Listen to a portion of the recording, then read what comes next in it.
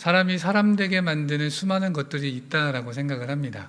세상에 있는 수많은 동물들 가운데에 가장 뛰어나다고 하는, 그리고 가장 훌륭하다라고 하는 이 인간, 사람, 이 인간이 됨에, 사람이 됨에 특징을 지을 수 있는 수많은 것들 가운데에 생각하는 동물이다, 여러 가지 것들이 있을 수 있는데요, 저는 그 중에 딱 한 가지만을 꼽으라라고 한다면 저는 부끄러움을 꼽고 싶습니다.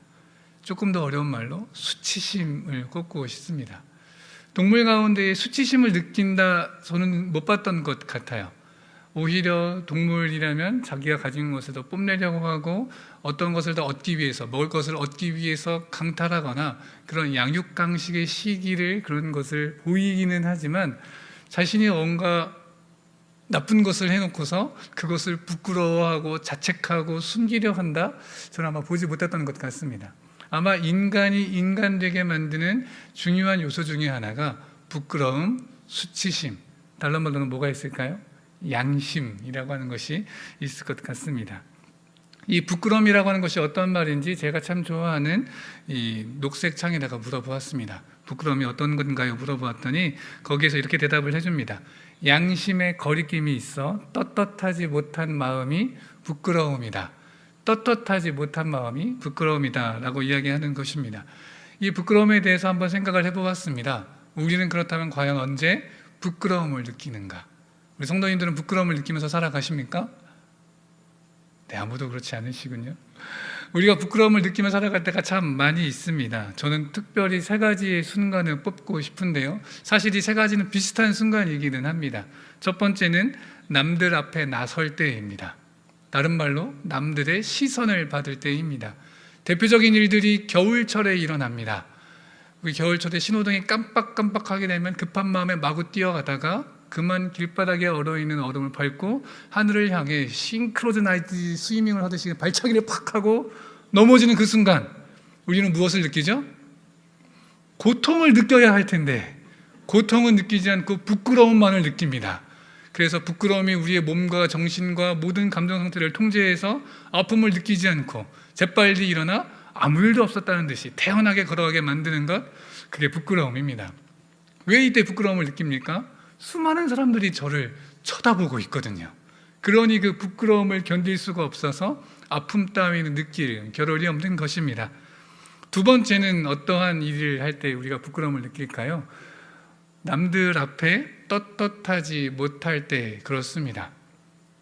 제가 참 좋아하는 과자를 제 아들이 어디선가 얻어왔습니다. 달라고 하는데 이 아들이 주지 않습니다. 저는 그것을 포기해야 되는데 포기하지 못하고 그것을 먹어보았다고 한번 가정을 해보겠습니다. 진짜가 아니고요.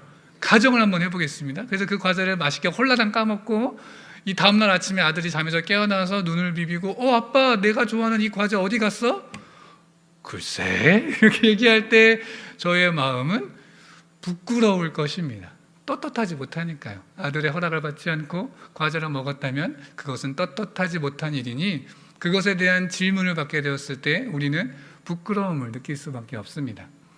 또 한 가지 부끄러움의 일이 있을 것 같습니다. 사실 이것과 비슷한 이야기인데요, 떳떳하지 못한 일을 하다가 들켰을 때입니다. 사실 이때만큼 부끄러움을 더 크게 느낄 수 있는 순간이 없을 것 같습니다.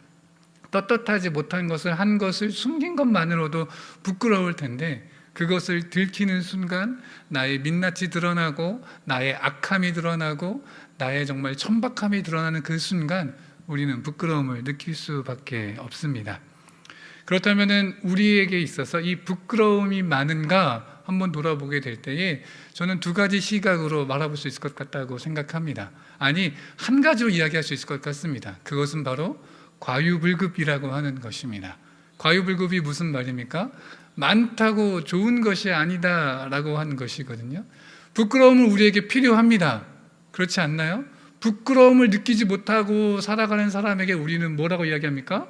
저게 사람이야? 짐승이지. 부끄러움을 느끼지 못하는 사람은 결코 진정한 인간됨의 모습을 살아간다라고 이야기할 수 없습니다. 그렇지만 반대로 부끄러움이 너무 많은 삶을 살아간다면 그 사람의 삶이 어떻겠습니까? 아무것도 할 수 없는 삶입니다. 남 앞에 나서지도 못하고 아니, 어떠한 시선을 받는 것을 견디지 못해서 아무런 활동도 할 수 없는 상태의 삶을 살아가는 게 부끄러움이 너무도 많은 사람입니다. 그러니 많아도 문제이고 없어도 문제일 것 같습니다. 이 부끄러움에 대한 정의를 제가 앞서서 말씀드렸지만 제 나름대로 부끄러움에 대한 정의를 내려보았습니다. 제가 생각하는 부끄러움은 내 안에 내가 가지고 있는 것에 대하여서 자신감이 없을 때 드러나는 행동 혹은 드러나는 모습이라고 생각을 합니다. 다시 말해서 부끄러움과 정반대되는 위치에 있는 것이 자신감이라고도 할 수 있을 것 같습니다. 내 안에 내가 가지고 있는 것이 자신이 없어서, 그것에 대한 확신이 없어서 그것을 온전히 드러내지 못하고 숨기고 감추려 하는 것, 그것에서 내가 사라지고 싶은 그런 감정을 느끼는 것, 그것이 부끄러움이 아닌가라고 생각을 합니다. 이 부끄러움이라는 단어를 이야기할 때에 우리가 떠올릴 수 있는 수많은 성경의 인물들이 있습니다. 첫 번째로 나누고 싶은 인물이 있다면 사울입니다. 사실 사울은 성경책에 유명한 사람 2명이 등장합니다. 누구죠? 첫 번째는 구약에서의 사울입니다. 이스라엘의 첫 번째 왕이었던 그 사울. 또 다른 사울은 누구입니까? 사울이라 불렸던 바울에 대한 이야기입니다. 오늘 부끄러움에 대해서 이야기할 때 이 두 사람에 대한 이야기를 모두 해보려고 합니다. 첫 번째는 구약에 나오는 사울입니다. 우리가 잘 알고 있는 인물이기도 합니다. 참 유명한 사람이죠. 사울의 일화 중에 그가 왕이 되는 일화는 우리에게 무엇이 부끄러움인가 잘 알려주는 것이기도 합니다. 사울이 사울이 이스라엘의 왕이 처음 되었을 때 그때의 광경을 살펴보게 된다면 사람들이 하나님에게 때를 쓰고 조르고 졸라서 이 왕을 허락받게 되었습니다. 그 전까지는 그들에게 왕이 주어지지 않았습니다. 오직 하나님의 말씀을 듣고 전하고 그 관리하는 이 사사로서 하나님의 통치가 그곳 가운데 이루어졌었는데 이스라엘 백성들이 하나님께 때를 쓰는 겁니다. 이방 나라들과 같이 우리에게도 왕을 주십시오. 그들의 요청에 하나님은 주십니다. 그래 내가 너희에게 왕을 허락하겠다. 그리고 처음으로 뽑힌 왕이 사울이었습니다. 문제는 사울이 왕위로 추대되었다면 어떻게 일이 진행되어야 할까요? 수많은 사람들이 만세를 외치고 환호를 외치고 드디어 우리들에게 허락하신 이 왕을 위하여 또 허락하신 하나님께 대하여 감사와 찬양을 올리고 잔치와 축제가 일어나야 되는 것이 정상적인 상황일 텐데 이때의 사울의 모습은 짐 보따리 속에 숨어 있는 것이었습니다. 우리가 잘 알고 있지 않나요? 사울이 짐 보따리에 숨어 있어서 사울을 찾지 못해서 찾다 보니까 짐 보따리에 숨어 있는 사울을 꺼내다가 다시 그를 왕위로 세우는 모습이 성경 말씀 가운데 기록되어져 있습니다. 그의 부끄러움이 무엇입니까? 자신 없음이라고 하는 것입니다. 내가 과연 왕이 될 수 있을까라고 하는 자신 없는 마음이 그를 부끄럽게 만들었습니다. 다른 사람 앞에 서서 있기에 부끄러운 모습, 자신에 대한 부끄러움이 있었기 때문에 사람들 앞에 나설 수 없게 된 것입니다. 첫 번째로 사울은 자기 자신에 대한 확신이 없었던 것입니다. 그렇기에 그 앞에 나아갈 수 없었는데요. 우리가 또 한 가지 살펴볼 수 있는 사울의 자신 없음에 대한 모습은 바로 하나님을 향한 자신 없음입니다. 이스라엘 백성들의 왕은 누가 세운 것입니까?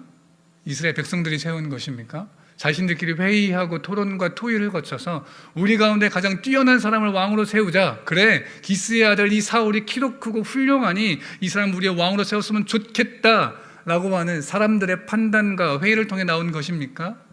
그렇지 않습니다. 사울을 왕으로 세우신 것은 하나님의 기름 부으심으로 시작되게 된 것입니다. 하나님이 선택하셨고 하나님이 이 사울을 이스라엘의 왕위로 세우셨습니다. 그러니 사울에게 있어서 하나님을 향한 절대적인 신뢰가 있었다라고 한다면 그가 그 자리에서 도망하여 짐보따리에 숨는 일은 아마도 발생하지 아니하였을 것입니다. 그러나 사울에게는 그러한 확신이 없었던 것입니다. 하나님에 대한 믿음이 없었고 하나님의 말씀에 대한 순종 또한 부족했기 때문에 그는 인간의 모습, 자신의 생각을 더욱더 의지하게 됐고 결국 그 행동의 결과가 짐보따리에 숨는 부끄러움을 그렇게 나타내는 부족한 모습이었던 것입니다. 우리가 많이 고백하는 하나님이 어떠한 하나님입니까?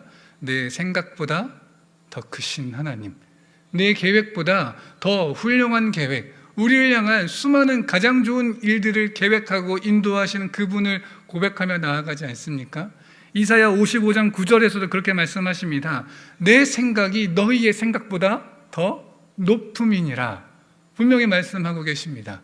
그러니 나를 향한 하나님의 뜻이 발견되게 될 때에 내 뜻이 아니라 할지라도, 내 생각에는 그것이 아닌 것 같다 할지라도 하나님을 향하는 확신과 믿음과 순종이 있었더라면 부끄러울지라도 그 자리에 나아가는 것이 필요합니다.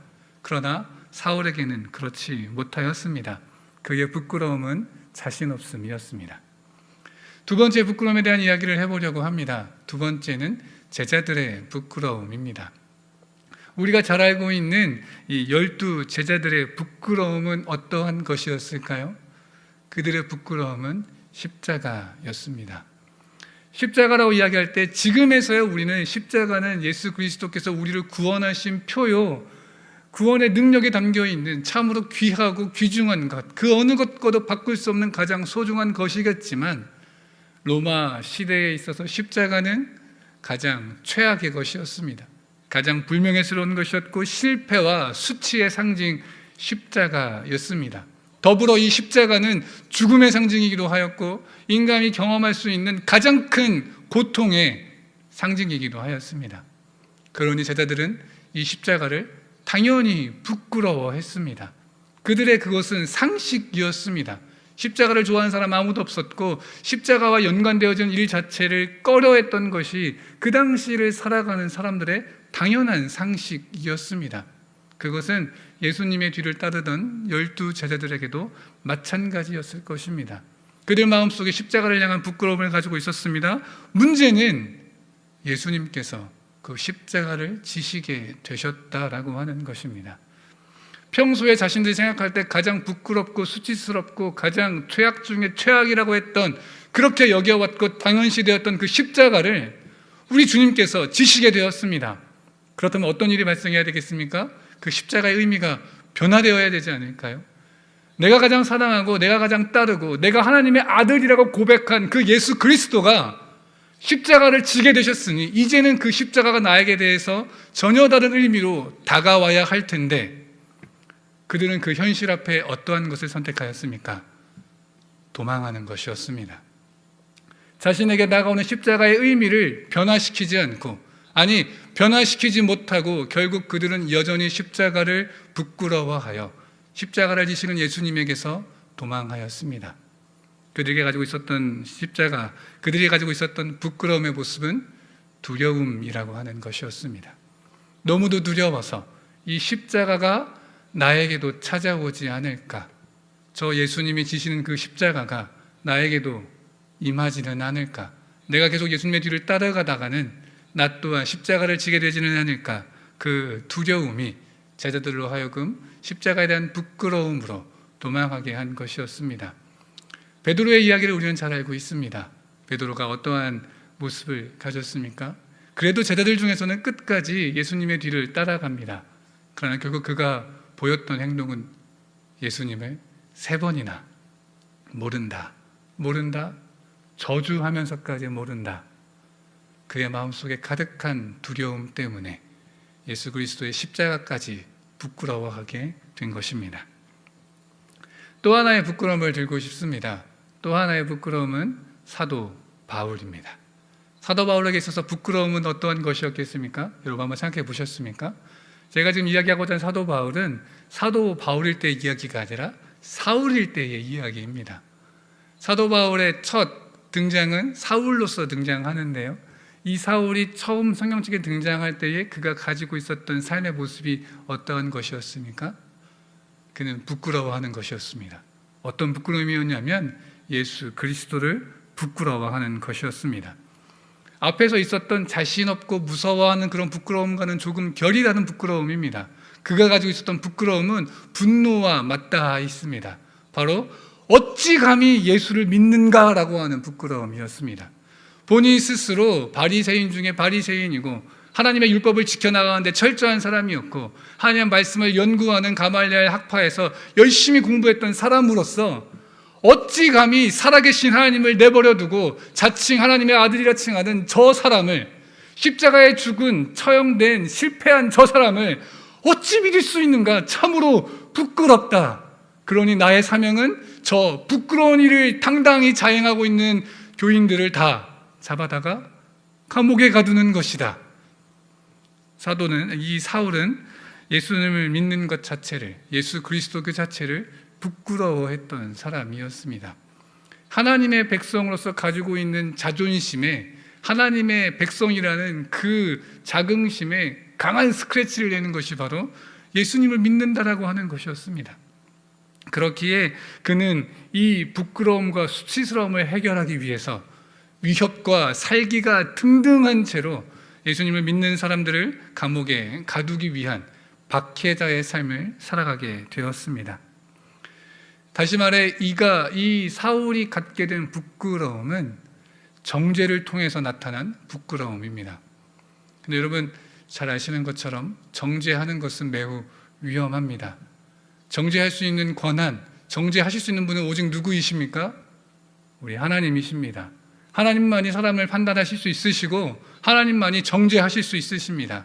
그런데 내 생각과 내 판단과 내 뜻으로 정죄하다 보니 예수님을 믿는 자들을 정죄하고 그들을 박해하는 데까지 이르는 큰 잘못을 가지게 됩니다. 그러니 여러분 우리 마음속에 혹시 정죄가 나에게로부터 나온다라는 그러한 삶의 모습을 가지고 있다면 빨리 이것을 버려야 합니다. 심판자는 오직 여호와 하나님이십니다. 우리는 감히 그 앞에 우리가 무엇이라고 정죄하며 나아갈 수 있겠습니까? 오직 하나님께 모든 것을 맡기며 나아가야 할 터인데 사울은 그러지 않고 자신의 생각대로 판단하고 정죄하여서 예수님을 부끄러워하는 데까지 이르게 되었습니다. 그것이 사울의 부끄러움이었습니다. 지금까지 총 세 부류의 사람들에 대한 부끄러움을 나누어 보았습니다. 그렇다면 한번 우리의 부끄러움은 무엇인가 한번 나누어 보기를 원합니다. 성도 여러분, 어떨 때 부끄러움을 느끼십니까? 우리 안에 어떤 부끄러움을 갖고 계십니까? 저는 부끄러움이라고 이야기할 때 가장 먼저 생각나는 것은 교회 봉고차입니다. 저희 교회는 정말 좋은 교회입니다. 왜 그런지 아시나요? 저희 교회 봉고차에는 교회 마크가 인쇄되어 있지 않거든요. 이게 얼마나 굉장한 것인지 모르신다면 제가 예전에 있었던 교회들 가운데에 교회의 마크뿐만이 아니라 그냥 교회차 전체를 랩핑해가지고 완전히 이거는 누가 봐도 교회차인 것을 알 수밖에 없는 교회차가 있었습니다. 이 교회차를 운전하게 될 때에 저의 손과 발은 경건해져야 됩니다.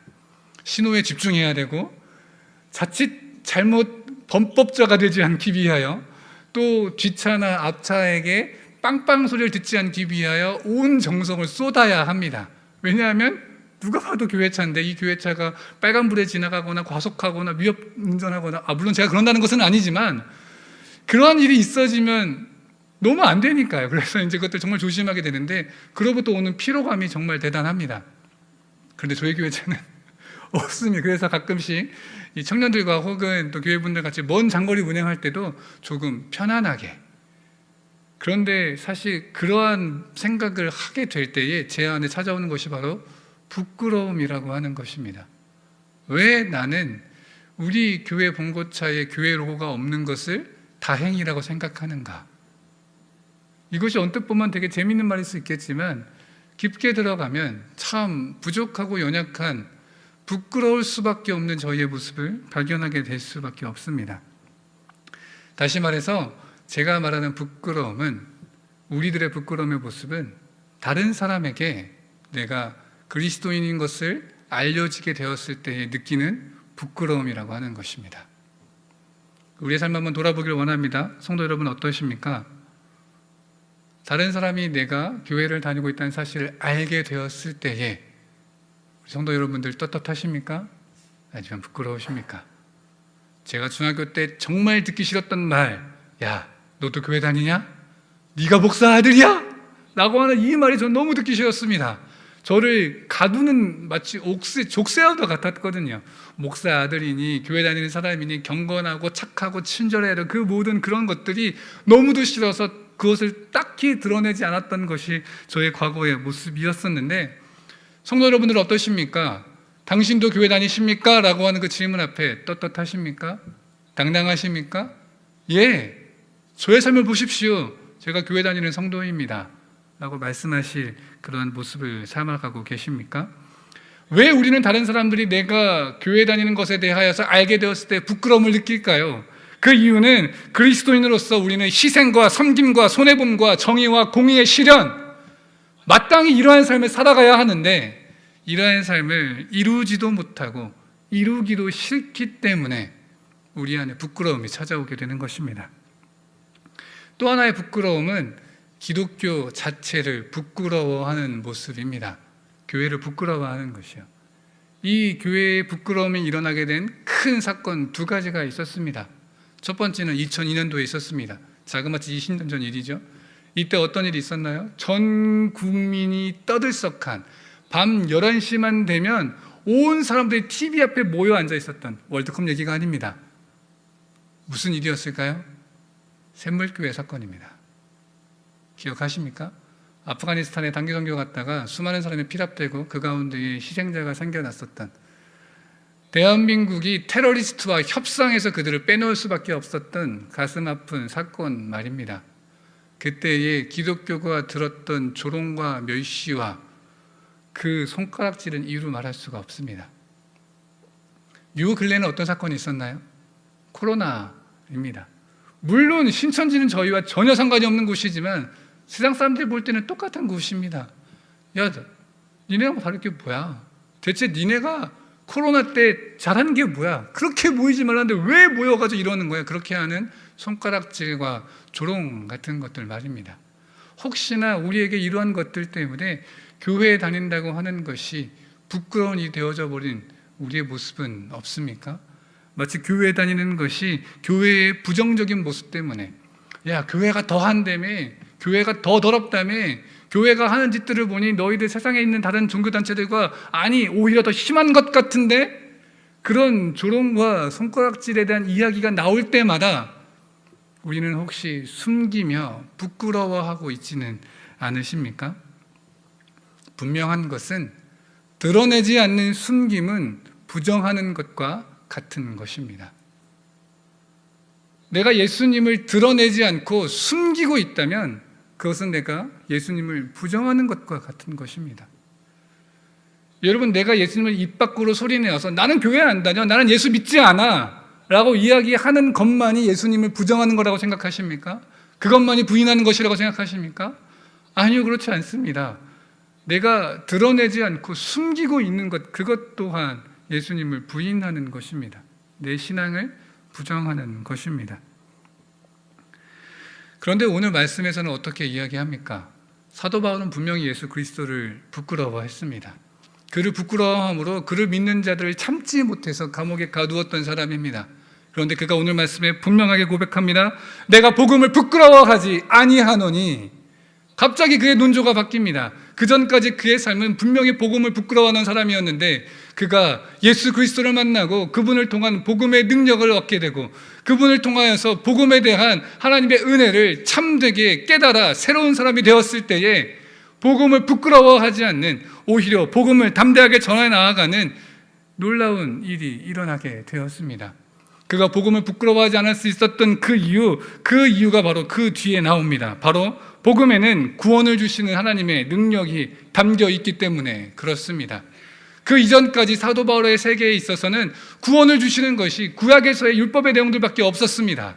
그러나 그 율법의 내용들을 성취하시고 이루시고 온전히 구원을 허락하시는 분이 예수 그리스도, 그분의 십자가 복음인 것을 확실히 깨달아 알게 되었기 때문에, 복음이야말로 하나님의 능력이 나타나는 것이기 때문에 사도 바울은 복음을 부끄러워하지 않게 되었습니다. 부끄러움의 반대말은 인정함이라고 생각합니다. 내가 나 자신을 인정할 때에 다른 사람들 앞에 떳떳이 나아갈 수 있습니다. 예수 그리스도의 복음을 인정할 때에 그 복음이 정말로 나를 구원하시는 하나님의 능력이 담겨 있는 것이다, 그렇게 인정하게 될 때에 우리는 복음 앞에 떳떳이 복음을 전하는 자로 살아갈 수 있게 되어지는 것입니다. 구원을 주시는 하나님의 능력이 있기 때문에 이 복음을 위해 자신을 다 바치게 된 사람, 사도 바울입니다. 이 복음을 위하여 나의 삶을 온전히 드리며 살아간 사람이 바로 사도 바울입니다. 앞서 이야기한 것처럼 복음은 우리를 구원하게 하시는 하나님의 능력이 담겨 있기 때문에 우리를 구원한다는 것이 무엇입니까? 죽을 존재가 영원한 생명으로 옮겨지게 된 것입니다. 새로운 사람이 된 것입니다. 새롭게 된 것입니다. 그러니 아무리 복음을 부끄러워하던 사람이었어도 복음을 부끄러워하지 않는 자로 변화될 수 있게 되어지는 것입니다. 간절히 바라기는 우리 가운데 이 복음의 능력이 임하기를 간절히 소망합니다. 혹시 복음 앞에서 부끄러워하는 삶을 살았습니까? 복음을 부인하고 부정하는 모습이, 숨기려 하는 모습이 우리 가운데 있었습니까? 그렇다면 이 시간 복음을 부끄러워하지 않는다라고 이야기하는 사도 바울의 고백이 우리 가운데 있기를 소망합니다. 그것은 복음이 정말로 우리를 구원케 하시는 하나님의 능력이 담겨 있다, 그 믿음으로부터 나오게 되는 것입니다. 참으로 그렇습니다. 복음은 우리를 구원하시는 하나님의 능력입니다. 다른 것으로 구원받을 수 없습니다. 오직 복음만이 가능한 것입니다. 그런데 우리는 복음에 합당한 자로 삶을 살아가기를 싫어합니다.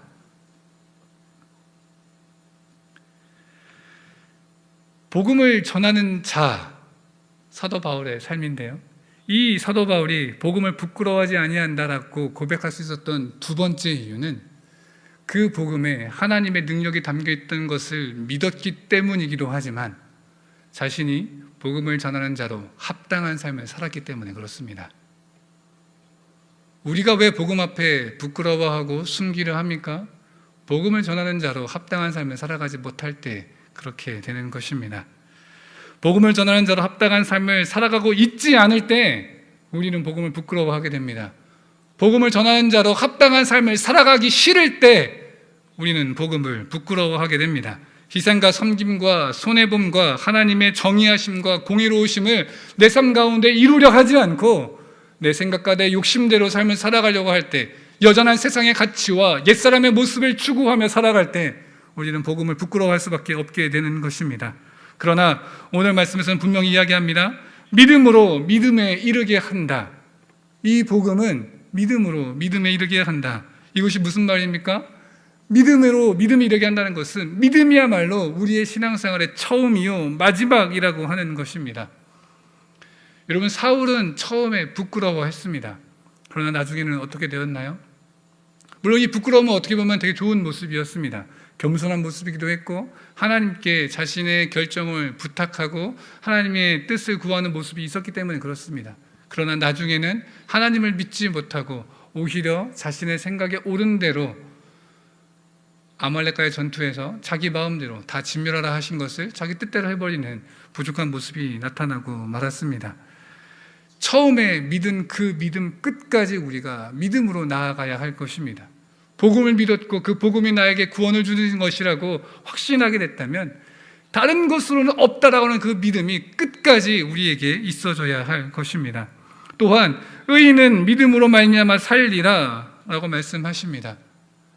여러분, 우리가 하나님 앞에 의인은 아닙니다. 죄인일 뿐입니다. 그러나 하나님이 우리를 구원하시고 우리를 의롭다 칭하여 주셨습니다. 주의 백성으로 의롭다 칭함받은 우리, 그러니 우리가 무엇으로 살아가야 합니까? 믿음으로 살아가야 하는 것입니다.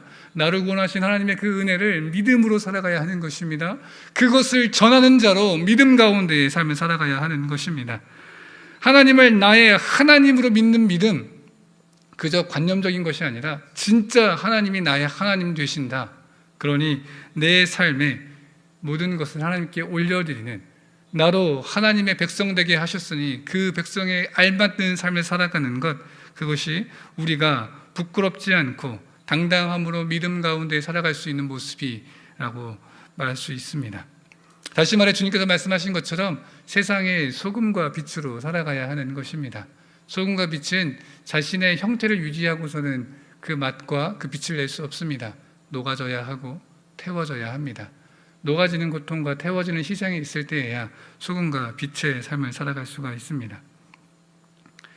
사도 바울이 다시금 고백한 것을 돌아봅니다. 내가 복음을 부끄러워하지 아니하노니. 사도 바울은 자신이 떳떳한 것이 아니었습니다. 복음을 전하는 자로 합당한 자로 삶을 살아가고 있는 내가 떳떳한 것이 아니라 복음이 떳떳한 것이었습니다. 나의 모습이 자랑스러운 것이 아니라 여전히 나는 죄인이지만 나를 의롭게 하시는 예수 그리스도의 은혜가 떳떳한 것이었습니다. 그것을 당당히 외치는 것이었습니다.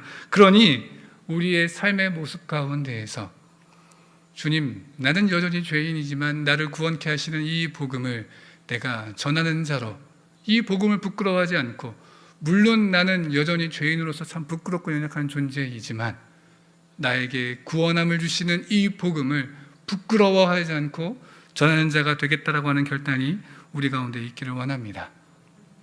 사도행전 3장 14절 15절에 보면 베드로의 설교가 나타납니다. 안중뱅이를 일으키고 사람들이 우르르 달려와서 이 일이 어떻게 일어나게 되었는가 질문하는 그들에게 사도 바울이 쭉 설교하는 내용이 있는데요, 그 설교 가운데 사도 바울이 이렇게 이야기합니다. 십자가에 달린 이 예수를 너희가 죽였다. 너희들이 예수 그리스도를 죽였다. 뭐 그런 이야기를 합니다. 그런데 그 이야기를 들었던 사람들이 베드로에게 되에 물어보지 않았을까요? 그럼 너는 예수 그리스도를 부인했잖아. 너는 그 사람 모른다고 저주까지 했잖아. 그런데 너는, 이런 질문이 베드로에게도 있었을 수 있고 또 우리에게도 있을 수 있습니다. 우리가 복음을 전하는 자로 살아갈 때에, 우리가 복음에 부끄럽지 않은 자로 살아갈 때에 분명 우리에게 야, 너는 복음을 전하고 교회 다니고 이야기하는데 네 삶은 대체, 그런 질문이 우리에게 충분히 주어질 수 있습니다. 그러니 그런 질문에 우리가 부끄럽지 않도록 여전히 나는 죄인 가운데 있지만 나를 구원케 하시는 하나님의 능력, 그것을 당당히 전할 수 있는, 구원받은 나를 드러내는 것이 아니라 나를 구원케 하시는 그 복음만을 드러내며 증거하며 살아갈 수 있는, 세상 가운데에 부끄러움 당하지 않을 수 있는 우리 모두가 되어지기를 간절히 소망합니다.